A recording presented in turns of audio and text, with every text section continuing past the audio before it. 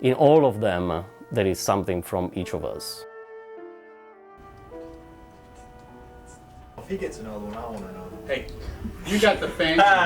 I'll try to give up. Well, that's okay. I'm just gonna. It always comes out, I think, so much better, or it's the sum of its parts. How does that go?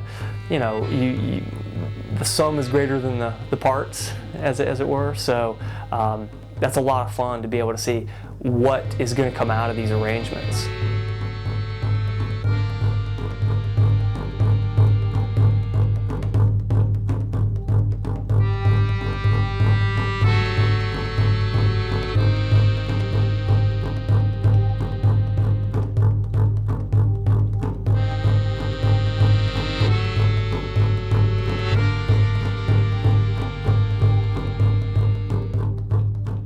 Music that I most enjoy usually functions on several levels. I mean, I have a collection of CDs that I repeatedly go to when I'm wanting to listen to something. And I've started trying to figure out why is it that I always go to these particular ones, and I think it's because they can function at several different levels. They can function as background music, for instance. It's a music you could put on with a group of people, and it creates a mood and an ambience that is not intrusive, and yet if you were to put on headphones and listen to it by yourself, you would still find all kinds of interesting things to listen to.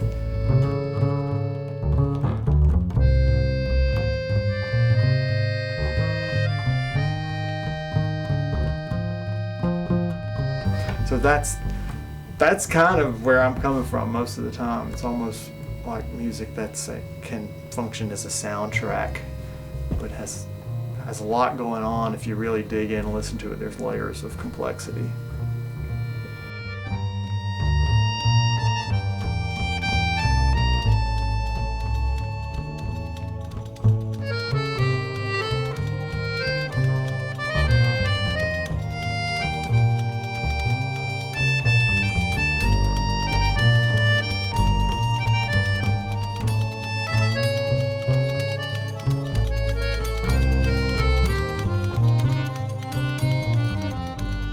We all bring different experiences into the mix, and so we are all bringing things in different directions.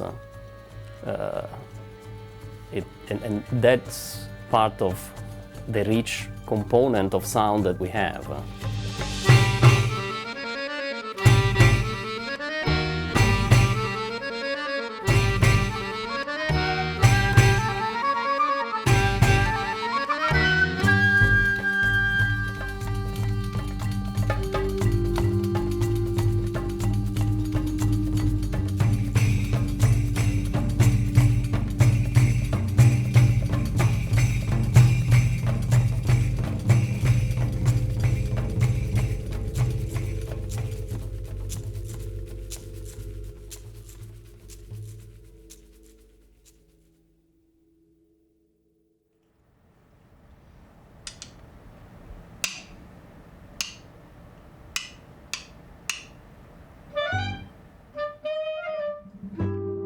We recorded at Marsh Woodwinds, which is just a great listening room.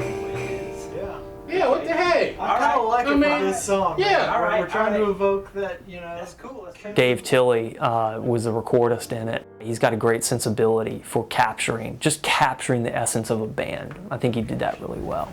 Must have more percussion.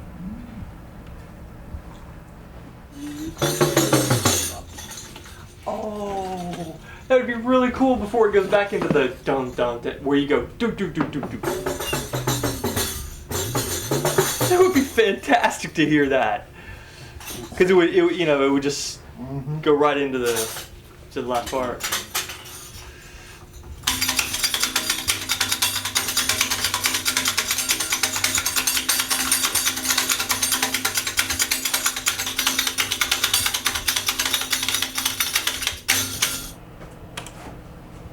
Number 2. Rolling.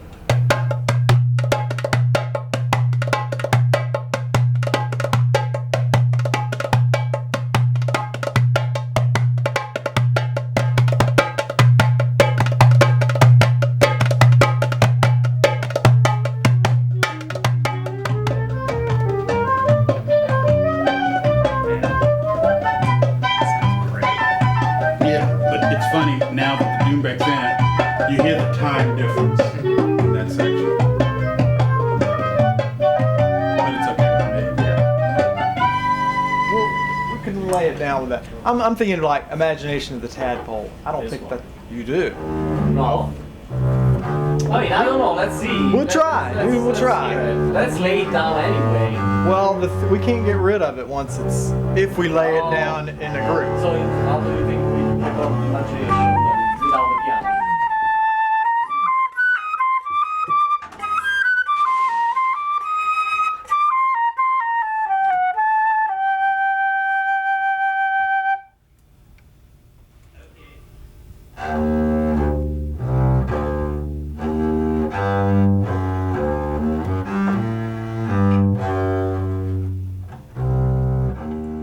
There is one piece in the album, it's called To Think of You.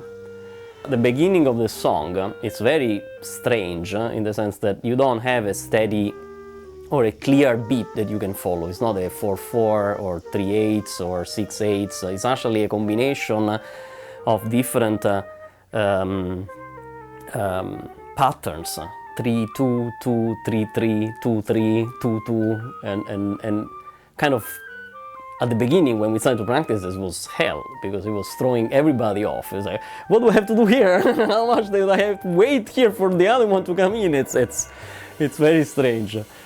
But it sets the tone for the piece, and it sets also the context, the musical context, which kind of notes and relationship between notes I'm gonna use in the piece.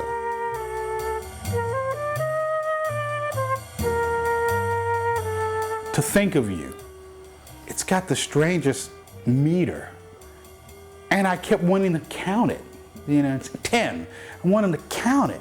And I go, no, don't count it. I'm going, how can I not count this? There's nothing to hold on to. It's just a weird, okay, all right. He says, no, you'll get it. And that took a lot of work. That took a lot of work. That went from here to there. So basically this is it's like 2 long bars of 23 beats and it's kind of repeating itself every 23 beats. It took weeks to get this right. Then it goes into a more steady kind of beat. It's a 3 + 3 + 2 + 2 that is easier and we can lock into it and move around.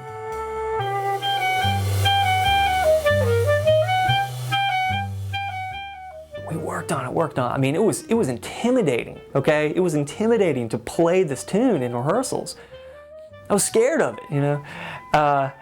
And then each week we got better and better and better at it. And on the record, it sounds amazing to me. I enjoy listening to all the tunes, but it's like, man, To Think of You, wow, this is just this beautiful, lush thing. But yet the instrumentation is fairly sparse. Yeah, it is complicated, but we hide a lot of the complications under the rug so that then the listener can enjoy the music. It's not just, kind of mechanicistic complication just for the complication.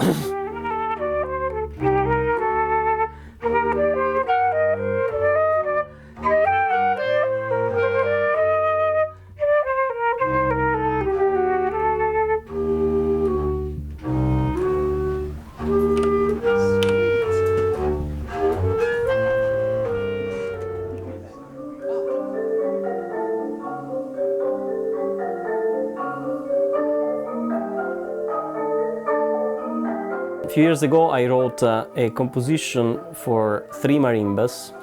It's called Solkin, and the structure of this piece is inspired by the structure of the Mayan calendar. It's very challenging. It's for 3 marimba players.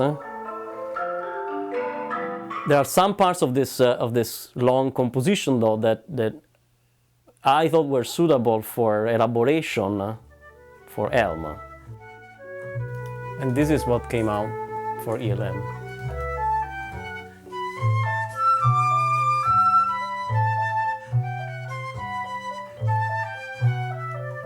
And then this one goes into a jazz part after this melody that is clearly a new thing, kind of a swing solo.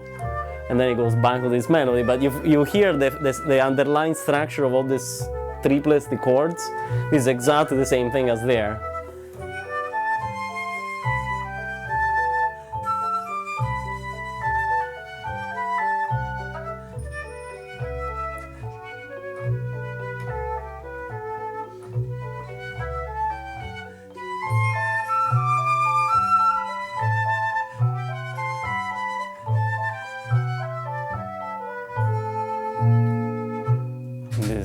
the swing part. I think all of us kind of feel that way at this point. We've all played thousands of gigs in our lives, so performance is not the end all. You know, we're not about being entertainers as much as we are about trying to create something that's meaningful.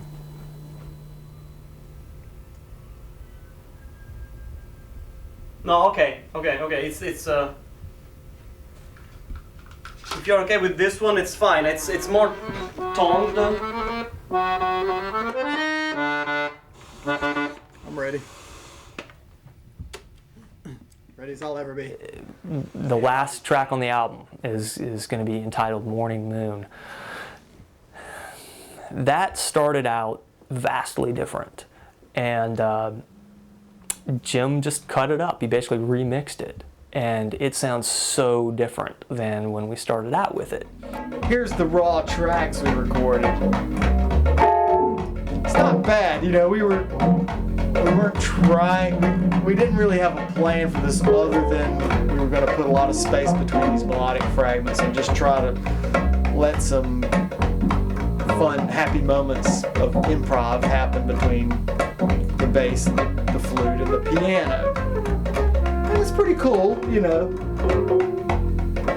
And yet, as I was listening to it, you know, it felt a little noodly. It felt like I felt like I'd played, again, you know, 75% too much stuff.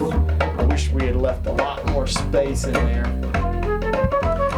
And because we had pulled it off in rehearsal a couple of times where it was just spot on, you know, and it just didn't quite happen at this session. So then we got an idea of, well, let's just go in there and kind of pull out some of the nuggets, the really cool parts, and see if we can do a Okay, here we go. remix. Rolling.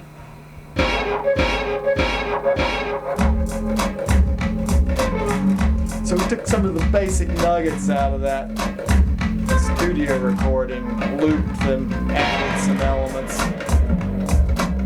It's the same song, but now it has a lot more structure to it. Feels much more balanced. I think that's going to be a stepping stone song for us for the next record that we do. I think we're going to go more in that direction. I like the direction we're going. Matter of fact, it's funny. It's the last tune on the disc. Morning Moon. Not 6:20 a.m. Morning Moon. Aaron said the other day, he says, I like that that's the last song because that's like a glimpse of the future for us. And I went, yeah, I kind of like that. I like that.